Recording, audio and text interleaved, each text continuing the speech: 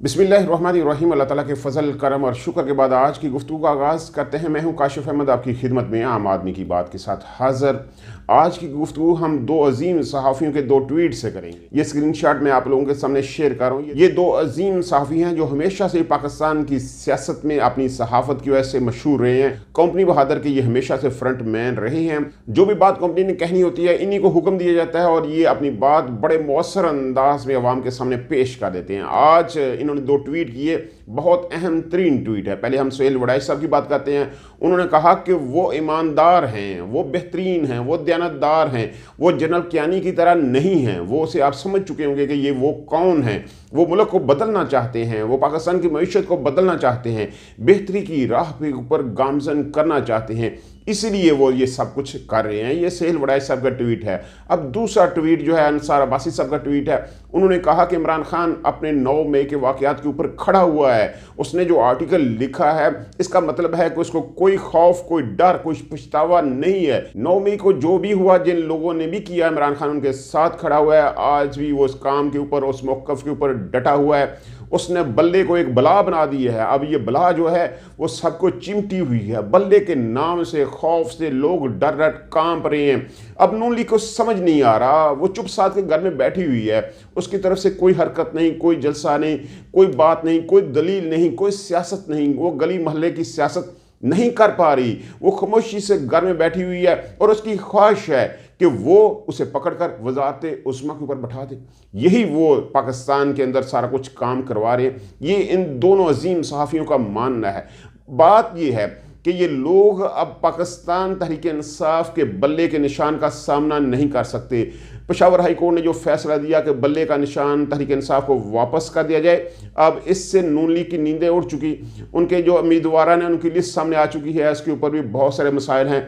बहुत सारे लोगों को उन्होंने टिकट नहीं दी और वो शोर मचा रहे हैं। वो ज़ात खड़ा होंगे, लेकिन मामला ये है कि ये बल्ले का मुकाबला नहीं कर सकते, इसमें कोई शक नहीं है। जो रियलिटी इस वक्त पाकिस्तान के अंदर है, जिस तरह के मामला पाकिस्तान के अंदर चल रहे हैं, उसमें ये चीज़ फाइनल हो चुकी है कि तहरीक इंसाफ के बल्ले का निशान जो है वो इनके लिए एक बला बन चुका है। अगर अंसार अब्बासी ये कहता है कि बल्ले का निशान एक बला बन चुका है, तो इसका मतलब है वो ये समझते हैं कि बल्ले का निशान एक बला बन चुका है, इसको हराना नामुमकिन है। इसलिए वो चाहते हैं कि किस तरह इमरान खान डील कर ले, उनके साथ एक मेज़ के ऊपर बैठिए, बात तय हो जाए। पाकिस्तान के फ्यूचर के लिए बेहतर यही है कि ये सारे लोग एक मेज़ के ऊपर बैठे, पाकिस्तान की बेहतरी के लिए फैसले करें, ताकि पाकिस्तान बेहतर मईशत की तरफ चल पाए। लेकिन मामला अभी जो हैं वो ठीक होने वाले नहीं हैं, क्योंकि वो ये चाहते हैं कि बल्ले का निशान इंतखाबी फरिस्त में ना हो, क्योंकि नून लीग ये चाहती है कि बल्ले का निशान वहाँ ना हो, क्योंकि उन्हें उम्मीद है, क्योंकि उन्हें पूरा यकीन है कि अगर बल्ले का निशान इंतखाबी फरिस्त में होगा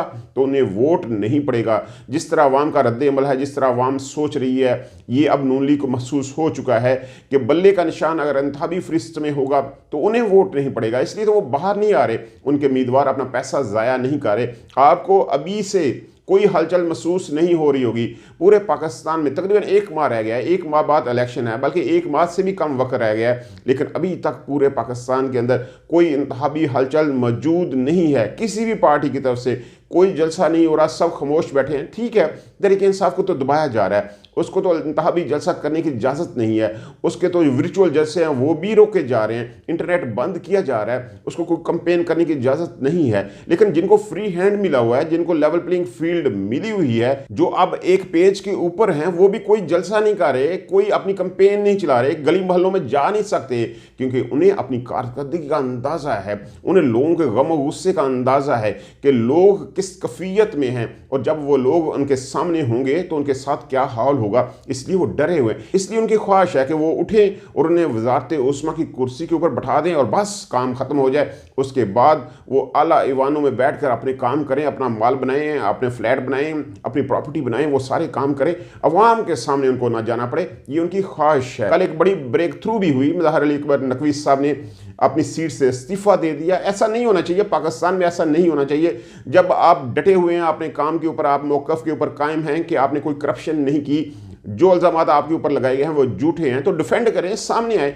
क्यों डर कर भाग रहे हैं? ठीक है, उनके पीछे, सारे काम के पीछे वो शामिल हैं, इसमें कोई शक नहीं है। लेकिन अगर आप गलत नहीं हैं तो आपको सामना करना चाहिए, डटकर खड़े होना चाहिए। आप आइन की सबसे बुलंद कुर्सी के ऊपर बैठे हुए थे, लोग आपको मुनसफ समझते हैं, और अगर एक मुनसफ ही इल्ज़ामात का जवाब नहीं दे सकता और पीछे हट जाता है अपनी पेंशन, अपनी मराहत बचाने के लिए, अपने नाम के साथ रिटायर्ड जज लगवाने के लिए वो पीछे हट जाता है, इस्तीफा दे देता है, तो पीछे क्या रह जाता है? पाकिस्तान में तो पहले ही पीछे कुछ नहीं रहा। तो इस सारे मामले में मज़हर अली अकबर नकवी साहब को बहादुरी का मुजाहरा करना चाहिए था और इल्ज़ामात का जवाब देना चाहिए था, जो कि उन्होंने नहीं दिया।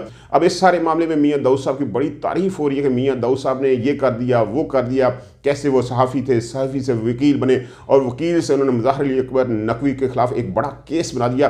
पूरी उनकी हिस्ट्री जो है इसकी मीडिया के ऊपर मौजूद है, लोग भूल जाते हैं। इससे पहले भी ये वाजिद ज़िया नामी शख्स ऐसा था जो GAT का सदर बना और सारे काम किए, वो भी एक हीरा था।